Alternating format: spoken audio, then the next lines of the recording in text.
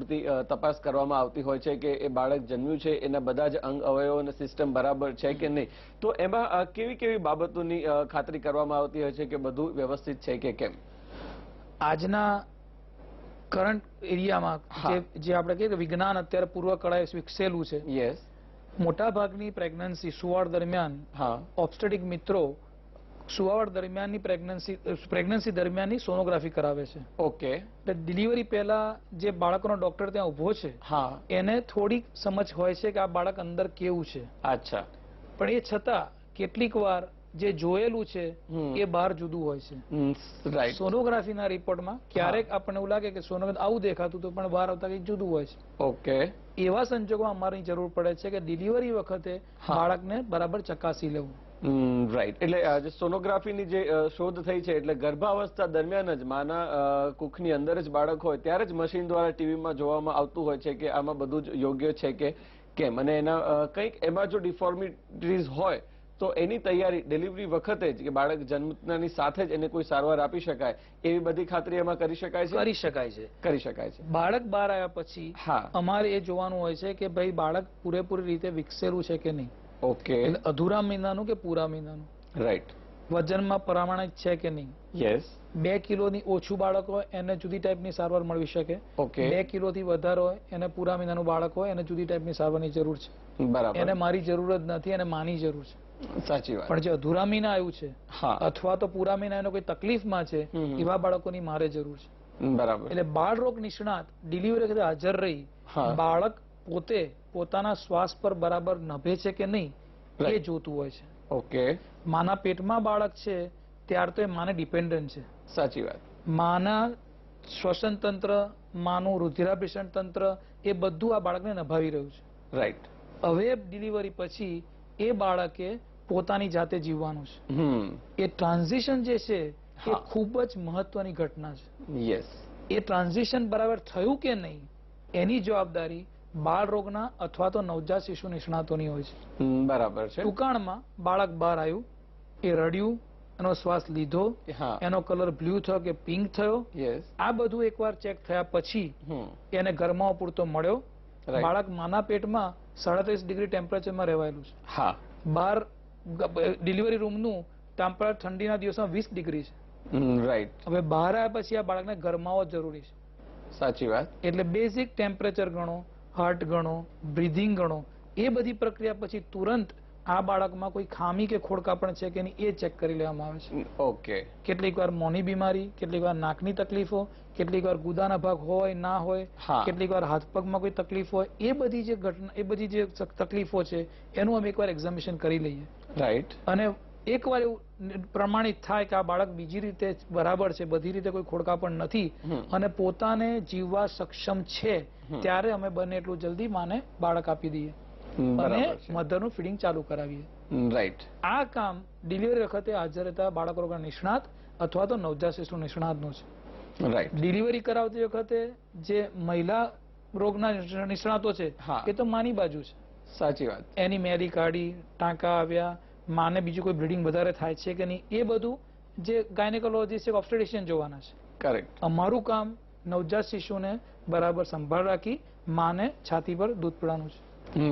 કામ અમારું છે. બરાબર છે. તો હવે નવજાત શિશુની આપણે વાત કરીએ. બાળક જન્મ્યું ત્યારે એની શરૂઆતથી કેવી કેર લેવી જોઈએ કે માના ગર્ભથી એને બહાર સૃષ્ટિ પર અવતરવા સુધીની પ્રક્રિયામાં જો એને બરાબર ભાગ ભજવ્યો હોય અને પછીના જે 28 દિવસ જે આપણે કહ્યું કે નવજાત શિશુ તરીકેની એની વ્યાખ્યા છે, તો એ 28 દિવસની અંદર એ સંપૂર્ણ સ્વસ્થ રહી શકે એ બાબતે માતાએ અને પરિવારજનોએ કેવી કાળજી લેવી જોઈએ? WHO આ માટેનો એક સરસ મુદ્દો આપેલો છે. 5 ક્લીન્સ કહેવામાં આવે છે. 5 ક્લીન્સ. ઓકે. સૌથી પહેલા બાળકનો જન્મ કુદરતી ક્લીન વાતાવરણમાં થવો જોઈએ, પહેલું ક્લીન. ઓકે. બીજું ક્લીન, ડોક્ટરો અથવા તો આયાબાઈઓ અથવા તો નર્સો ચોખ્ખા હાથે બાળકને અડે એ બીજું clean. Clean hands. Clean environment, clean hands. Right. ત્રીજું જે નાયડો કાપો એ એકદમ એસેપ્ટિક, એ બરાબર ચોખ્ખી કરેલી કાતર અથવા તો નાઇફથી કાપો. બરાબર છે. એટલે ચોથીજું clean is clean sterile scissor or knife. ચોથું ક્લીન એ નાયડો જે છે એને ચોખ્ખો રાખો. યસ. અને પાંચમું ક્લીન બાળકને જે લીધું છે કપડું ક્લીન રાખો. બરાબર. આ 5 ક્લીન જો બરાબર પાડવામાં આવે તો નવજાત શિશુમાં ચેપનું પ્રમાણ ઘણું ઘટાડી શકાય. ઓકે. મેં આપને આગળ જણાવ્યું એ પ્રમાણે ડિલિવરી પછી બાળકને ગરમાવટ બહુ જરૂરી છે. રાઈટ. આપણે જે સિટીમાં રહ્યા છે અમદાવાદ શહેરમાં એવરેજ ટેમ્પરેચર ડ્યુરિંગ વિન્ટર 15 થી 20 ડિગ્રી ચાલે છે. સાચી વાત. વિન્ટરના 4 મહિના ગણો અને ચોમાસાના 4 મહિના ગણો, બાળક માના પેટમાં જે 37 ડિગ્રીમાં રહેવા ટેવાયેલું છે બહાર એને એકદમ ટેમ્પરેચર ફોલ થાય છે. રાઈટ. એટલે તુરંત જન્મ પછી આ બાળકને ગરમાવ આપવો ઘણો જરૂરી બની જાય છે. ઓકે. આ જ વસ્તુ જો કચ્છ, ભુજ, ગાંધીધામની આજુબાજુના પ્રદેશમાં જુઓ તો 5 ડિગ્રી ટેમ્પરેચર છે. રાઈટ. ત્યાં બાળકને સંઘર્ષ વધુ કરવો પડતો હોવાથી અને વધુ ગરમાવાની જરૂર છે. એટલે પહેલું કામ છે બાળકને નવજાત શિશુને ગરમ રાખવાનું. રાઈટ. 5 ક્લીન સમજાવ્યા. બાળકને ગરમ રાખવું, ચોખ્ખા ચોખ્ખાતણમાં રાખો અને બને એટલું જલ્દી માતાનું ધાવણ ચાલુ કરો. રાઈટ. હવે એ માતાનું ધાવણ બાબતે તુરંત જ ધાવણ કરાવવું જોઈએ એવી બાબત છે, તો એના માટેની સાયન્ટિફિક એક્સપ્લેનેશન કે શું આપ કહેશો કે ધાવણ ક્યારે શરૂ કરવું? ધાવણ બાળકને ડિલિવરી પછી તુરંત કરાવવું જોઈએ. તુરંત કરાવવું જોઈએ. રાઈટ. એક અમુક પ્રદેશો તો એવા છે કે બાળક માની ડિલિવરી થયા પછી તુરંત નાયડો કાપ્યા ઇવન પહેલા બાળકને માની છાતી પર આપી દે છે. અચ્છા. અને એવું જોવામાં આવ્યું છે કે બાળક પોતે માની છાતી શોધી લે છે અને ધાવણ લેવાનું ચાલુ કરી દે છે. રાઈટ. શરૂઆતનું ધાવણ છે એમાં ઘણી શક્તિ રહેલી છે. રાઈટ. મુખ્યત્વે રોગ પ્રતિકારક શક્તિ એમાં ઘણી બધી છે અને કોલોસ્ટ્રોમ કહેવામાં આવે છે. કોલોસ્ટ્રોમ, યસ. એનો કલર યલોઇશ હોય છે, દેખામાં એકદમ પીળું અને ચીકણું હોય છે અને કેટલીક વાર ટ્રાન્સપરન્ટ હોય. ટિપિકલ દૂધ જેવું દેખાતું પણ નથી. અચ્છા. પણ એમાં જે તાકાત જે છે એ નોર્મલ દૂધ કરતા પણ ઘણી રહેલી છે. એટલે પ્રથમ મેસેજ વુડ બી કે બને એટલું જલ્દી માનું ધાવણ ચાલુ કરવું જોઈએ. કેટલું જલ્દી એમ પૂછો આપ? બને એટલું જલ્દી. એટલે ડિલિવરી 12 વાગે થઈ તો 12 ને 1 મિનિટે ધાવણ ચાલુ થાય એ આઈડિયલ વસ્તુ છે. કરેક્ટ. યસ. દર્શક મિત્રો, સાંભદ હેલ્પલાઇનમાં નવજાત શિશુના રોગો અને તેની સારવાર વિશેની ચર્ચા ડોક્ટર આશીષ મહેતા સાથે ચાલુ જ રહેશે. અત્યારે લઈએ એક નાનકડો બ્રેક.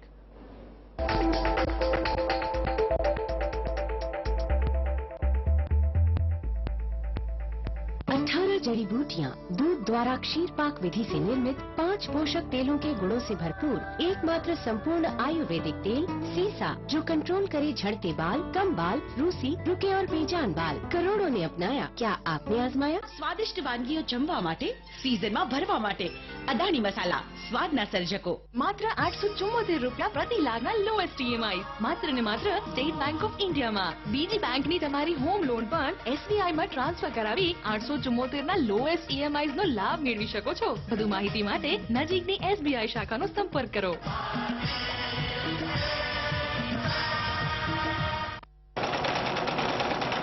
એક કામ કર, આ ફરીથી કર. મંજુ દીકરી, થાકી ગઈ હોઈશ, થોડો આરામ કરી લે. 6ઠ્ઠો મહિનો ચાલે છે ને? અરે બાપુજી, આરામ કરીશું, કામ કેવી રીતે પૂરું થશે? તું આરામ કર, હું કરી દઈશ. અરે હું કરી દઈશ. હું પણ કરી દઈશ. ગર્ભાવસ્થા દરમિયાન ધ્યાન રાખવું કે ગર્ભવતી માતા દિવસમાં ઓછામાં ઓછું 2 કલાક જરૂર આરામ કરે અને રાત્રે કમ સે કમ 8 કલાક સૂવે. સાથે જ ઘરમાં એક ખુશીનું વાતાવરણ બનાવી રાખો.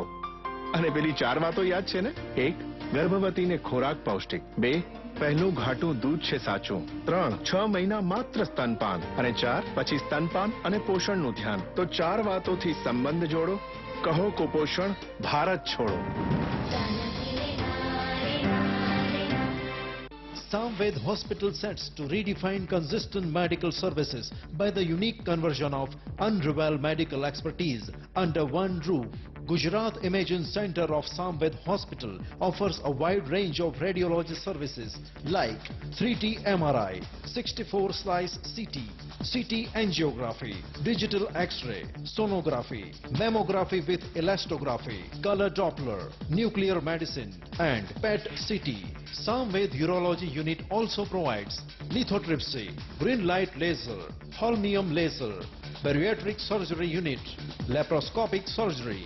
Samved Orthopedic Institute offers polytrauma, multiple injury care, joint replacement unit, arthroscopic surgery and spinal surgery.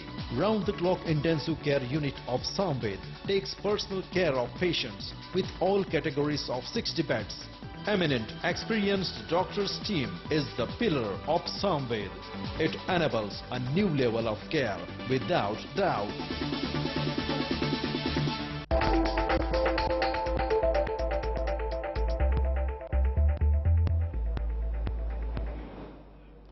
Samaveda હેલ્પલાઇનમાં આજે નવજાત શિશુના રોગો અને તેની સારવારની ચર્ચા ચાલી રહી છે ડોક્ટર આશીષ મહેતા સાથે. દર્શક મિત્રોને ખાસ જણાવવાનું કે સામવેદ હેલ્પલાઇનની SMS સર્વિસનો આપ લાભ લઈ શકો છો. સ્ક્રીનની નીચે સ્ક્રોલ થતા નંબર ઉપર આપના પ્રશ્નો SMS દ્વારા અમારા સુધી આપ પહોંચાડો, એના જવાબ અમે ખૂબ ઝડપથી આપ સુધી પહોંચાડીશું. ડોક્ટર આશીષ મહેતા સર આપણી સાથે જૂનાગઢથી એક દર્શક મિત્ર જોડાયા છે. જે આપનો પ્રશ્ન જણાવશો.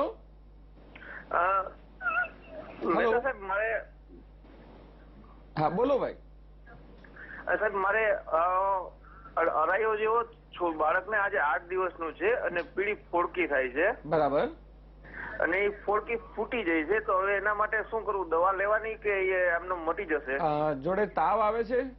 તાવ નથી આવતો, કોઈ પણ જાતની કોઈ સાઈડ ઇફેક્ટ નથી, કોઈ પણ જાતની નોર્મલ ડિલિવરી છે. નોર્મલ ડિલિવરી છે. ઓકે, ચોક્કસ સાહેબ આપને માર્ગદર્શન આપશે. આપને જે આ પીળી ફોલ્લીઓ થઈ રહી છે એ બતાવે છે કે બાળકને ચામડીમાં ઇન્ફેક્શન છે.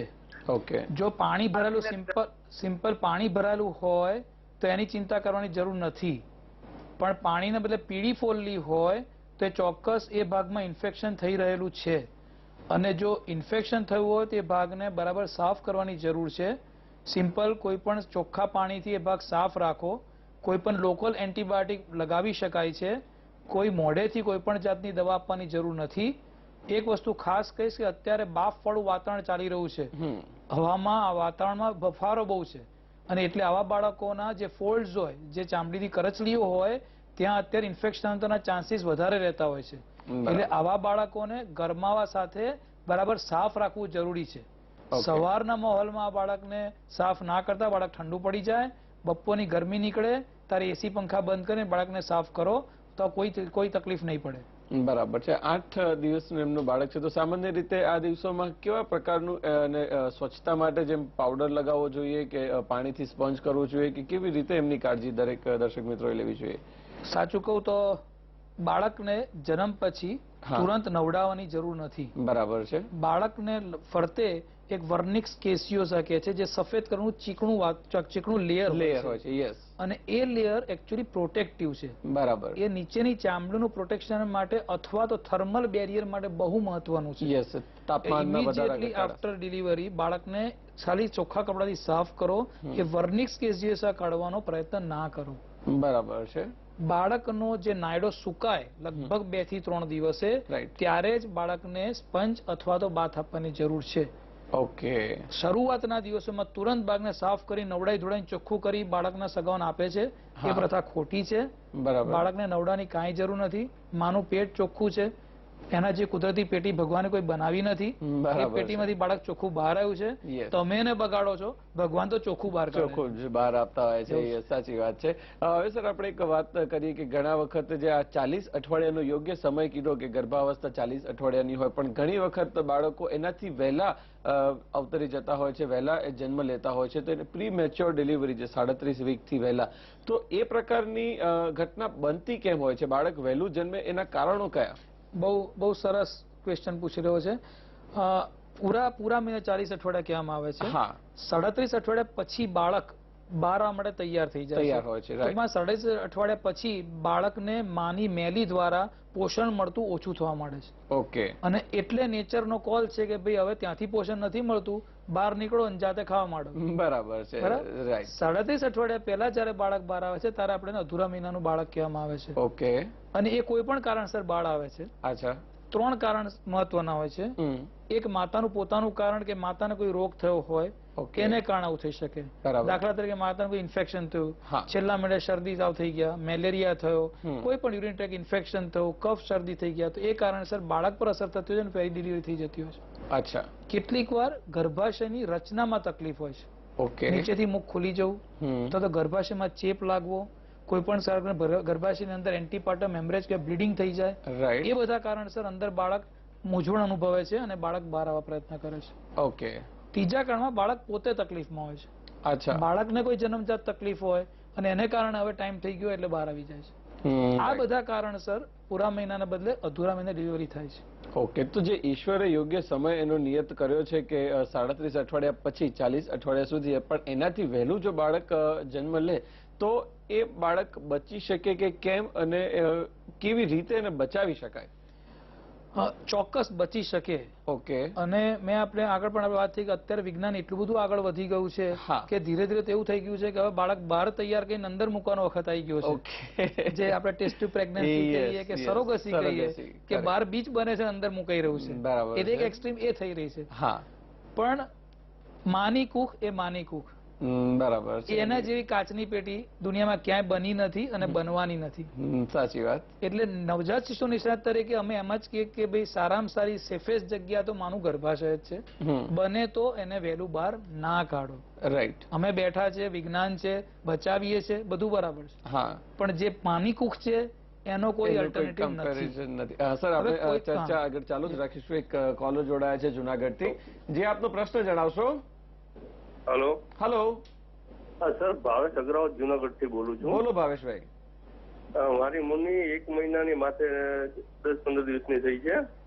કણસે છે બહુ. હા. તો એના માટે શું કરવું? આખો દિવસ કણસા જ કરે છે. ઓકે. હવે એ કણસવા સાથે બાળકને બીજી કોઈ તકલીફ ના થતી હોય, બાળક કણસવાની વચ્ચે શાંતિથી સૂઈ જતું હોય, ખાતું પીતું બરાબર હોય, વજન બરાબર વધતું હોય, તો એ કણસવાના અવાજની ચિંતા ના કરતા એ નોર્મલ વસ્તુ છે. બરાબર છે. કેટલીક વાર એને પેટના દુખાવા તરીકે ગણવામાં આવે છે અને અઢળક પેટના દુખાવાની દવા પ્રિસ્ક્રાઇબ કરવામાં આવે છે. એની કાંઈ જરૂર નથી. હવે થોડા થોડા ઉંકારા ભરે, એની કોઈ ચિંતા કરતા નહીં. બરાબર છે. જો ટેમ્પરેચર ના હોય અને વજન વધતું હોય તો પછી ચિંતાનો વિષય નથી. યસ. દર્શક મિત્રો, સાંભળ હેલ્પલાઇનમાં નવજાત શિશુના રોગો અને તેની સારવારની ચર્ચા ચાલુ જ રહેશે. અત્યારે લઈએ એક નાનકડો વિરામ.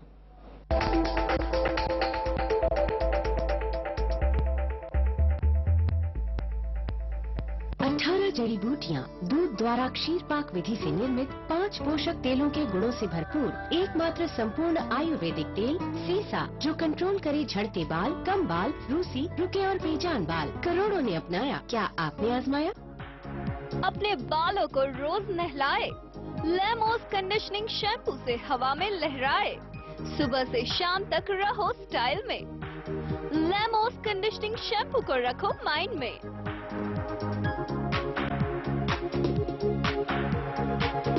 इंडिया में सब पैक होता है. तीखा पैक होता है, मीठा पैक होता है, गरम पैक होता है, ठंडा पैक होता है, प्यार पैक होता है, ताजगी पैक होती है, स्वाद पैक होता है, सेहत पैक होती है. लेकिन बॉस, जो भी पैक होता है वरिया एल्यू फॉइल के साथ ही पैक होता है. लेस पिन होल टेक्नोलॉजी से बना best food wrapping aluminium foil and casseroles. वरिया एल्यू फॉइल्स. અરે શાલુ, કેમ છે તું? કેટલા મહિનાનું થઈ ગયું છોકરું? બસ ચોથો શરૂ થયો છે.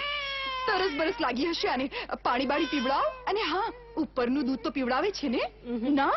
અને બાળકને મધ ચટાડવું ઘણું ફાયદાકારક હોય છે. બાળકને પહેલા 6 મહિના માત્ર માતાનું દૂધ પીવડાવવું, બીજું કશું નહીં, પાણી પણ નહીં. તું જા અહીંથી. આ બધું તારા કામનું નથી.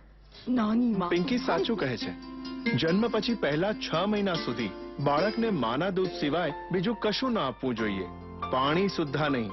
જી હા, પાણી આપવાથી બાળકને ડાયરિયા એટલે ઝાડાનું જોખમ રહે છે અને બાળક કુપોષણનું શિકાર બની શકે છે. તો ચારે વાતો યાદ છે ને? 1. ગર્ભવતીને ખોરાક પૌષ્ટિક. 2.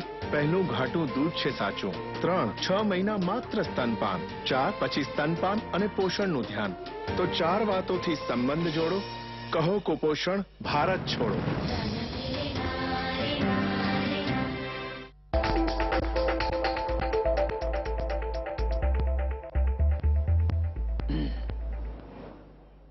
સાંભળ હેલ્પલાઇનમાં નવજાત શિશુના રોગો અને તેની સારવારની ચર્ચા ચાલી રહી છે ડોક્ટર આશીષ મહેતા સાથે. અને દર્શક મિત્રોને ખાસ જણાવવાનું કે આપ SMS દ્વારા પણ અમને આપના પ્રશ્નો મોકલી શકો છો અને સ્ક્રીન નીચે સ્ક્રોલ થતો નંબર એ આપના માટે જ છે. ડોક્ટર આશીષ મહેતા, હવે જે આપણે વાત કરતા હતા કે અધૂરા મહિને જે બાળકો જન્મ્યા હોય એમને કેવી રીતે બચાવી શકાય છે, એની કેવી કેવી ટેકનિક્સ ને થેરાપીઝ અવેલેબલ છે? આપણે જણાવ્યા પ્રમાણે કે અધૂરા મહિને જન્મતા બાળકોને જે ઉણપ રહેલી છે, જે કાચું બાળક આવ્યું છે, રાઈટ, 34 અઠવાડિયા પ્રેગ્નન્સી પછી બાળક પોતે જીવવાને સક્ષમ હોય છે. ઓકે. બહાર વહેલું આવી જાય છતાં પણ વજન વધારો એટલે તૈયાર થઈ જાય છે. બરાબર છે. 34 અઠવાડિયા પહેલા જે બેબી ડિલિવર થાય છે એના અંગો પણ પૂરા ડેવલપ નથી થયેલા અને એ કાર્ય કરવાને માટે સક્ષમ પણ નથી. અચ્છા. એટલે અમારી જવાબદારી એ વખતે એના અંગો બરાબર ડેવલપ થઈ જોવાની છે અને ડેવલપ થયા પછી બરાબર કાર્યરત નોર્મલી થાય એ જોવાની રહેવાની છે. હા સર, આપણે ચર્ચા આગળ ચાલુ જ રાખીશું. અમદાવાદથી એક દર્શક મિત્ર જોડાયા છે. જે આપનો પ્રશ્ન જણાવશો. હેલો. હેલો. હા, મારો બેબી બોય 22 ડેઝ નો છે. હા. અને ફીડિંગ નથી કરતો. 32 વીકમાં ડિલિવરી થઈ, પ્રીમેચ્યોર છે. બરાબર. સ્પૂન થી જ લે છે. Okay okay. આપનું નામ શું? વિનીતા. હા રોનિતાબેન, હવે 32 અઠવાડિયે બાળકને ભગવાને ચૂસતા જસ શીખવાડેલું છે. 32 અઠવાડિયાનો ગર્ભ જે હોય તે જસ બધું બાળક ચૂસતા શીખી રહ્યું છે. રાઈટ. એને બરાબર ચૂસતા બીજા 15 દિવસ પછી 34 અઠવાડિયે ચૂસતા અને નીચે ઉતારતા આવડશે. એટલે ચૂસતા ના આવડતું હોય ત્યાં સુધી તમે જે વાડકી ચમચીથી આપો છો ને એનાથી બાળકનું વજન બરાબર વધે છે તો કોઈ ચિંતા કરવાની જરૂર નથી. બીજી રીતે બધું બરાબર હોય, કોઈ ચેપ ના હોય, એને બરાબર ટેમ્પરેચર બરાબર હોય, એના બોડીના બધા ઇલેક્ટ્રોલાઇટ્સ બરાબર હોય તો આ બાળક 1 કે 2 અઠવાડિયા પછી ચૂસતા શીખી જશે. એની કોઈ ચિંતા કરવાની જરૂર નથી. ત્યાં લગી જે વાડકી ચમચીથી આપો ચાલુ રાખો, પણ મેક શ્યોર કે બાળકનું વજન બરાબર વધતું રહે. બરાબર છે. ને એ માટેના પ્રયત્નો પણ કે બાળક જાતે ધાવણ લેતું થાય એ માટે દરરોજ એને પ્રયત્ન કરાવતા, છાતી પર પ્રયત્ન કરતા રહેવા જરૂરી છે. બરાબર. આપણી સાથે અમદાવાદથી એક બીજા દર્શક મિત્ર જોડાયા છે. જે આપનો પ્રશ્ન જણાવશો. હા, મારે સાહેબને એ પૂછ્યું છે કે એમને કીધું કે જન્મ પછી વહેલું બાળકને માતાનું ધાવણ ચાલુ કરવું પડે. બરાબર. તો હવે ધારો કે બાળક વહેલું જન્મ્યું હોય અથવા તો ઓછા વજન વાળું હોય અને કમજોર હોય, રાઈટ, તો એને વહેલું ક્યારે માનું ફીડિંગ ચાલુ કરી શકાય? ઓકે. કમજોરીની અવસ્થામાં ખાસ માના ફીડિંગનો કોઈ વિકલ્પ બન્યો નથી અને બનવાનો નથી. જે બાળક મેં આગળ 32 અઠવાડિયા પૂરા અધૂરા મહિને જન્મતા બાળકોને જે ચૂસવાની શક્તિ છે ભગવાન 32 અઠવાડિયે આપેલી છે. રાઈટ. માનો કે એક બાળક 5 કે 6 મહિનાની સુગાવડમાં જન્મ થયો એટલે લગભગ 25 થી 26 અઠવાડિયે જન્મ થઈ ગયો અને બાળક બચી ગયું તો એ બાળકને પણ માનું ધાવણ તો આપી શકાય છે, પણ સ્પેશિયલ ટેકનિકથી એ ફીડિંગ કાઢી અને આપણે ટોટીથી આપીએ છીએ. બરાબર છે. ડાયરેક્ટ છાતી પર જે લેવાની વસ્તુ જે છે એ લગભગ 32 અઠવાડિયે આપણે ચાલુ કરીએ. બાળક શરૂઆતમાં ખાલી બ્રેસ્ટ ચાટતું હોય છે અને ધીરે ધીરે સક કરી અને નીચે ઉતારતા એને આવડી જાય છે. એ લગભગ 34 અઠવાડિયાની આજુબાજુ ચાલુ થાય છે. એટલે બેન, તમારો જે ક્વેશ્ચન છે કે માનું ધાવણ ક્યારે આપી શકાય, માનું ધાવણ તો બને એટલું જલ્દી આપી શકાય, મોડેથી નહીં તો ટોટીથી. માની છાતીમાંથી બ્રેસ્ટ પંપથી કાઢી અને આપી શકાય. જેમ જેમ ટાઈમ જતો જાય, જેમ જેમ બાળક સક્ષમ થતું જાય એમ ડાયરેક્ટ છાતી પર આપી શકાય.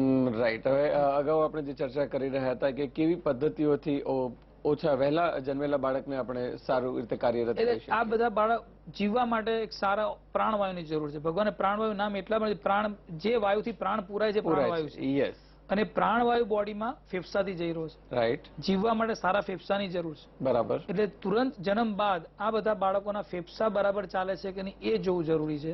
અને એ જો ના હોય તો વેન્ટિલેટર અથવા તો સીપેપ મશીન જે અદ્યતન ટેકનોલોજી આપણે કહીએ એનાથી બાળકોના ફેફસા ખોલી એટલે ખોલાવી અને બાળકને મશીન પર મૂકવામાં, જેથી એની પ્રાણવાયુની પ્રક્રિયા જે છે શ્વાસોશ્વાસ એ ઓક્સિજન અંદર જાય અને કાર્બન ડાયોક્સાઇડ બહાર નીકળે એનું નિયમન ચાલુ થઈ જાય. બરાબર છે. ત્યારબાદ સાથે સાથે એનું હૃદય બરાબર ધબકે છે નહીં, એનું હૃદય પણ કમજોર છે, એનું બ્લડ પ્રેશર ઓછું થવાનું છે, એના ધબકારા વધી જવાના છે. એટલે રુધિરાભિસરણની જે પ્રક્રિયા જે છે એ પણ આપણે કંટ્રોલમાં રાખવી જરૂરી છે. રાઈટ. એટલે જે કાળજી અંદર લેવાની હતી એ બધી આપણે બહાર કરી રહ્યા છીએ. ડોક્ટરના ઓબ્ઝર્વેશનમાં મશીન ને ટેકનોલોજી, ટેમ્પરેચર જાળવ્યું, એનો શ્વાસ જાળવ્યો, એના ધબકારા જાળવ્યા, બ્લડ પ્રેશર જાળવ્યું. બરાબર. હવે આ બાળકનું વજન વધારવાનું છે. એટલે આપણે કુદરતી એને પોષણ આપવાનું ચાલુ કરવાનું છે. એના માટે અમે એને પ્રોટીન છે, ફેટ, કાર્બોહાઈડ્રેટ, મલ્ટીવિટામિન, મિનરલ્સ, આ બધી વસ્તુઓ નસ વાટે ઇન્ટ્રાવેનસની સેન્ટ્રલ લાઈન થી આપવાની હોય. બરાબર છે. અને જેમ જેમ એના આંતરડા તૈયાર થતા જાય એમ માનું ધાવણ કાઢી ટોટીથી આપણે એના આંતરડામાં આપવા માંડીએ. આમ કરતા કરતા લગભગ 1-2 અઠવાડિયામાં બાળક ઉપરના દૂધ ઉપર, એને કે મમ્મીનું દૂધ પણ ટોટીથી બરાબર તૈયાર થઈ જાય. Very nice. ત્યારબાદ આ બાળકનો આપણે વિકાસ કરી રહ્યા છીએ. એક બાળક 500 ગ્રામનું જન્મ્યું તો 1 કિલો 200, 1 કિલો 300 ગ્રામની આજુબાજુ પહોંચે ત્યારે એને મમ્મીની છાતી પર મૂકી અને ધવણ ચાલુ કરીએ. બરાબર છે, બહુ સારી વાત છે. યસ સર, અત્યારે જે કાંગારૂ મધર કેર નો જે કન્સેપ્ટ છે, શું છે આ કન્સેપ્ટ? જે આપ જાણો છો દર્શક મિત્રો, કાંગારૂ એક એવું પ્રાણી છે કે જે બાળકને પોતાની પેટની બહારની જે કોથળી છે એમાં લઈને ફરે છે. અને એ દ્વારા જે જોવામાં આવ્યું છે કે એ બાળકનો અંદર જ આમ માની જોડે જ છે, આમ આ દુનિયામાં છે, માની બહાર છે, એનો વિકાસ થાય છે. રાઈટ. અને એક સ્થિતિ એવી આવે છે એ પોતે ચાલવા દોડતા સક્ષમ થઈ જાય છે અને કૂદીને બહાર નીકળી જાય છે. બરાબર છે. આપણું બાળક વહેલું આવી ગયું છે. કાંગારૂ મધર કેર દ્વારા બાળકને છાતી સરસૂચ આપવામાં આવે છે. ગુજરાતી ભાષામાં એને સ્કિન ટુ સ્કિન કોન્ટેક્ટ કહીએ, ઇંગ્લિશ ભાષામાં સ્કિન ટુ સ્કિન કોન્ટેક્ટ કહીએ છીએ. બરાબર છે. માની છાતી ઉપર બે છાતીની વચ્ચે બાળકને મૂકવું અને આ દુપટ્ટાથી કોઈ પણ કટ્ટાથી શરીર બાંધી દેવું. એ રીતે માં બાળકને ગરમાવો આપે છે. ઓકે. આનાથી બાળકનું ઓક્સિજન લેવલ ઘણું સારું જોઈ રહ્યું છે. આનાથી બાળકને ઘણો ગરમાવો મળી રહ્યો છે અને આનાથી ઘણું સારું વજન વધી રહ્યું છે. ઓકે. આ ઉપરાંત જે કુદરતી વહેલું આવી ગયું છે અને બાળક માં ડિલિવરી રૂમમાં છે અને બાળક કાચની પેટીમાં છે, એ બોન્ડ નથી બંધાયો. સાચી વાત. આ પ્રક્રિયાથી બોન્ડિંગ સરસ ચાલુ થઈ જાય છે.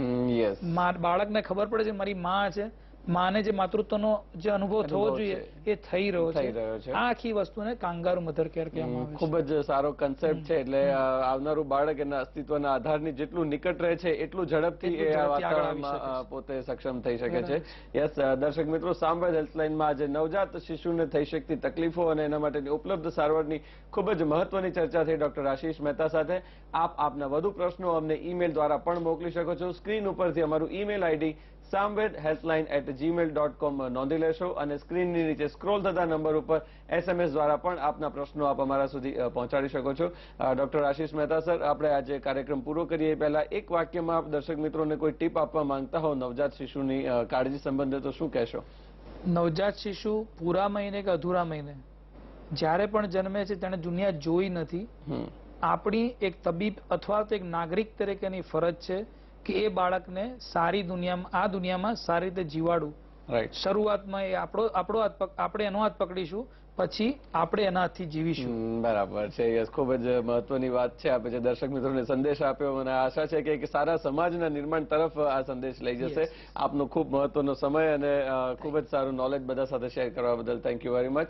દર્શક મિત્રો, સાંભળ હેલ્પલાઇનને સમય મર્યાદાના કારણે અત્યારે પૂર્ણાહુતિ પર લઈ જઈએ છીએ. કાલે ફરીથી મળીશું નવા વિષય નિષ્ણાત સાથે. ત્યાં સુધી રજા આપશો. Thank you so much.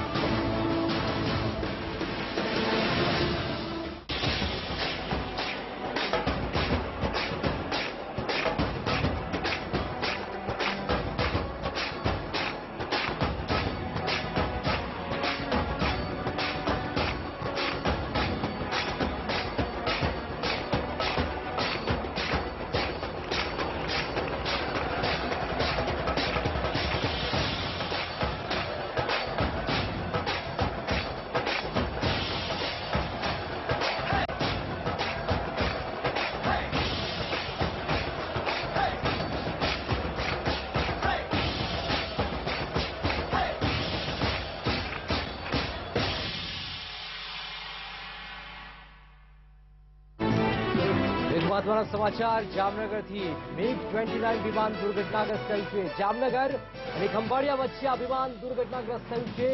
લાલપરડા ગામે આ વિમાન દુર્ઘટનાગ્રસ્ત થયું છે. MiG-29 વિમાન દુર્ઘટનાગ્રસ્ત થયું છે. એરફોર્સનું MiG-29 દુર્ઘટનાગ્રસ્ત થયું છે.